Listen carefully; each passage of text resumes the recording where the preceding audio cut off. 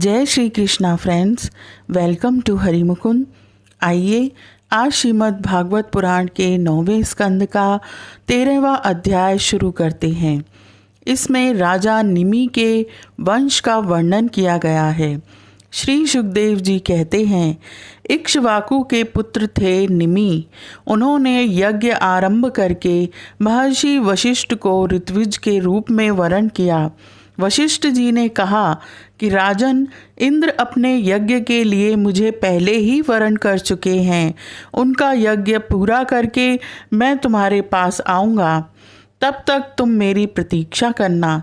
यह बात सुनकर राजा निमि चुप हो रहे और वशिष्ठ जी इंद्र का यज्ञ कराने चले गए।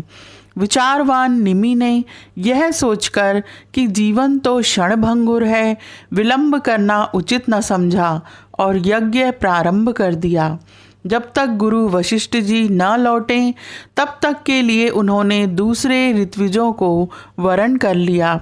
गुरु वशिष्ठ जी जब इंद्र का यज्ञ संपन्न करके लौटे तो उन्होंने देखा कि उनके शिष्य निमि ने तो उनकी बात न मानकर यज्ञ प्रारंभ कर दिया है।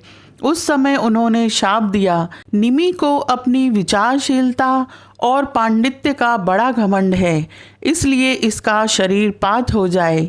निमि की दृष्टि में गुरु वशिष्ठ का यह शाप धर्म के अनुकूल नहीं, प्रतिकूल था। इसलिए उन्होंने भी शाप दिया कि आपने लोभवश अपने धर्म का आदर नहीं किया, इसलिए आपका शरीर भी गिर जाए। यह कहकर आत्मविद्या में निपुण निमि ने अपने शरीर का त्याग कर दिया। इधर हमारे वृद्ध वशिष्ठ जी ने भी अपना शरीर त्याग कर मित्रा वरुण के द्वारा उर्वशी के गर्भ से जन्म ग्रहण किया। राजा निमि के यज्ञ में आए हुए श्रेष्ठ मुनियों ने राजा के शरीर को सुगंधित वस्तुओं में रख दिया। जब सत्रयाग की समाप्ति हुई और देवता लोग आए तब उन लोगों ने उनसे प्रार्थना की, महानुभावों, आप लोग समर्थ हैं, यदि आप प्रसन्न हैं तो राजा निमि का यह शरीर पुनः जीवित हो उठे। देवताओं ने कहा, ऐसा ही हो। उस समय निमि ने कहा, मुझे देह का बंधन नहीं चाहिए। विचारशील मुनिजन अपनी बुद्धि को पूर्ण रूप से श्री भगवान में ही लगा देते हैं और उन्हीं के चरण कमलों का भजन करते हैं। एक न एक दिन यह शरीर अवश्य ही छूटेगा। इस भय से भीत होने के कारण वे इस शरीर का कभी संयोग ही नहीं चाहते, वे तो मुक्त ही होना चाहते हैं। अतः मैं अब दुख, शोक और भय के मूल कारण इस शरीर को धारण करना नहीं चाहता। जैसे जल में मछली के लिए सर्वत्र ही मृत्यु के अवसर हैं, वैसे ही इस शरीर के लिए भी सब कहीं मृत्यु ही मृत्यु है। देवताओं ने कहा, मुनियों, राजा निमि बिना शरीर के ही प्राणियों के नेत्रों में अपनी इच्छा के अनुसार निवास करें। वे वहाँ रहकर सूक्ष्म शरीर से भगवान का चिंतन करते रहें।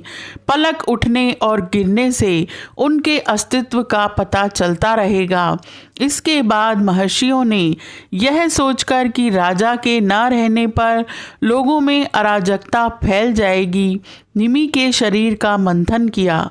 उस मंथन से एक कुमार उत्पन्न हुआ। जन्म लेने के कारण उसका नाम हुआ जनक। विदेह से उत्पन्न होने के कारण वैदेह और मंथन से उत्पन्न होने के कारण उसी बालक का नाम मिथिल हुआ। उसी ने मिथिलापुरी बसाई। जनक का उदावसु, उसका नंदीवर्धन, नंदीवर्धन का सुकेतु, उसका देवरात, देवरात का बृहद्रथ, बृहद्रथ का महावीर्य, महावीर्य का सुद्रति, सुद्रति का धृष्टकेतु, धृष्टकेतु का हरयश्व और उसका मरु नामक पुत्र हुआ। मरु से प्रतिपक, प्रतिपक से कृतिरथ, कृतिरथ से देवमीड़, देवमीड़ से विश्रुत और विश्रुत से महाधृति का जन्म हुआ।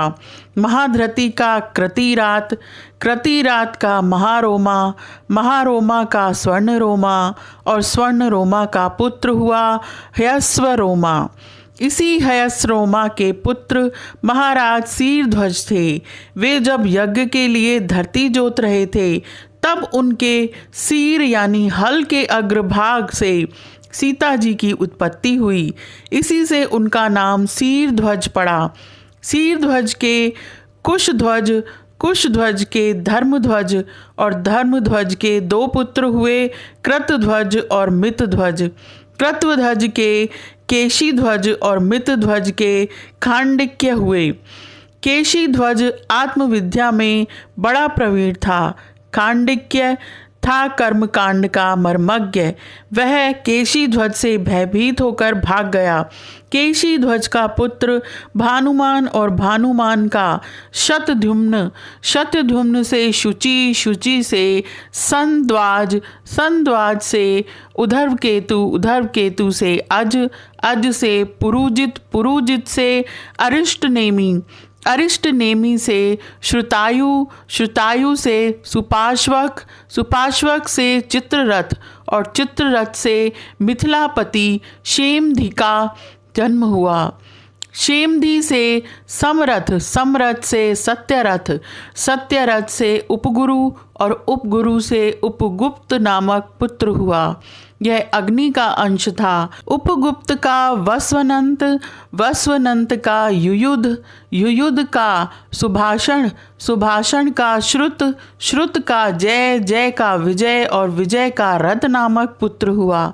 रथ का शुनक, शुनक का वीतहव्य, वीतहव्य का धृति, धृति का बहुलाश्व, बहुलाश्व का कृति और कृति का पुत्र हुआ महावशी। ये मिथिल के वंश में उत्पन्न सभी नरपति मैथिल कहलाते हैं। ये सब के सब आत्मज्ञान से संपन्न एवं गृहस्थ आश्रम में रहते हुए भी सुख दुख आदि द्वंद्वों से मुक्त थे।